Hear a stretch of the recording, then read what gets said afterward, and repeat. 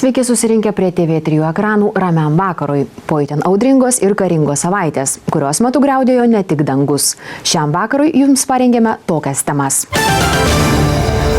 Artinasi dar viena kainų kilimo banga. Netrukus daugiau mokėsim ir už geriamą vandenį. Palaitis atsistatydino, tačiau ar tai išgelbės Lietuvos valdžią nuo betvarkės? Tai kas tada žaidžia, ponas Landsbergi, tada? Jūs sakote, kad čia žaidžia? Aš žinau, kad žaidžia marsiečiai. Į gatves išėję Lenkai grindžia Tomaševskio kelią į didžiąją politiką. Rinkimų akcija gali tapti viena iš svarbiausių partijų. Ilgai kunkuliavusios aistros ir karas žodžiais, kam atiteks Drąsiaus Kedžio dukra, šią savaitę peraugo į realų mojavimą kumščiais. Prakirsta lūpa, kraujosruvos ir sumušta mergaitė. Toks buvo pirmasis ketinamas grąžinti vaiką mamai, panaudojant jėgą. Plačiau Tomas Jarusevičius. Po keliarius metus trukusių teisminių ginčų Drąsiaus Kedžio ir Laimutės Stankūnaitės dukrą nuspręsta perduoti motinai jėga. Į pagalbą pasitelkti policijos būriai. Pareigūnams pavesta apsaugoti prievartą įmamą mergaitę nuo Garliavoje Klonio gatvėje besirenkančių žmonių.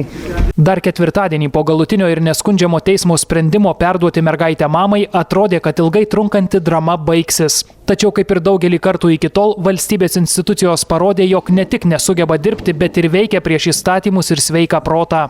Ilgai dėl nevykdomo teismo sprendimo kritikuota antstolė penktadienį buvo pasiryžusi žūtbūt paimti mergaitę, tačiau kitaip nei Venckai nebuvo tam pasirengusi ir įsivaizdavo, jog mergaitė gali būti paimta kaip daiktas. Tačiau jau daugiau nei 2 metus visais būdais kovojantys Kedžio artimieji ir šį kartą buvo pasiruošę. Dar išvakarėse Venckienė prognozavo, kaip viskas gali vykti. Aš iš esmės tai įsivaizduoju, kad jeigu, tarkim, mergaitė apsikabina ir jinai verkia ir neina, tai nuo mergaitės, pavyzdžiui, aš ten ar mano tėvai bus atplėšti.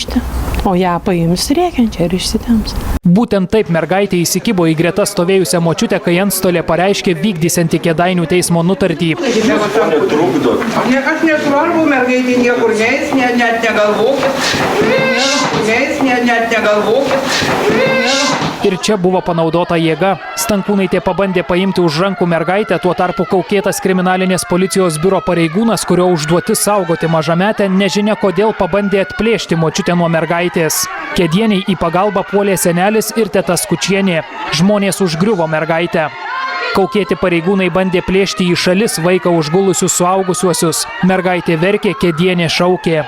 Sutrikusiai Stankūnaitei vienu metu buvo beveik pavykę ištraukti iš močiutės glėbio dukrą, tačiau stiprių rankų į skirtingas pusės plėšiamas vaikas ėmė šaukti, kad skauda.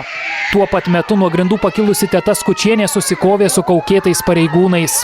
Šioje situacijoje sveiko proto neprarado vaiko teisių apsaugos darbuotoja Andželika Vežbavičiūtė. Ji per grumtynes bandė nuraminti įsismarkavusius suaugusiuosius.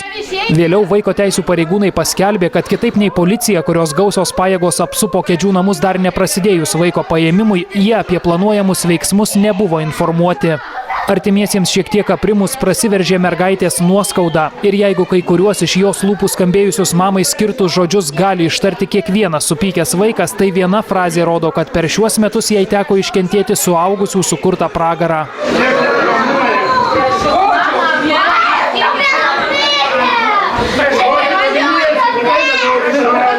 Suaugusieji tuo tarpu tik skatino ją. Viskas. Susitikimas Viskas. Ramiai. Sėskit. Galima nebejoti, kad po to, kai sukrečiančius vaizdus iš Kedžių namų pamatė visa Lietuva, mažametė dar ilgam liks čia. Bukumą demonstravusių pareigūnų galvos gali lėkti lauk, o valstybei teks galvoti, kaip apsaugoti mergaitę nuo dėl jos kovojančių artimųjų.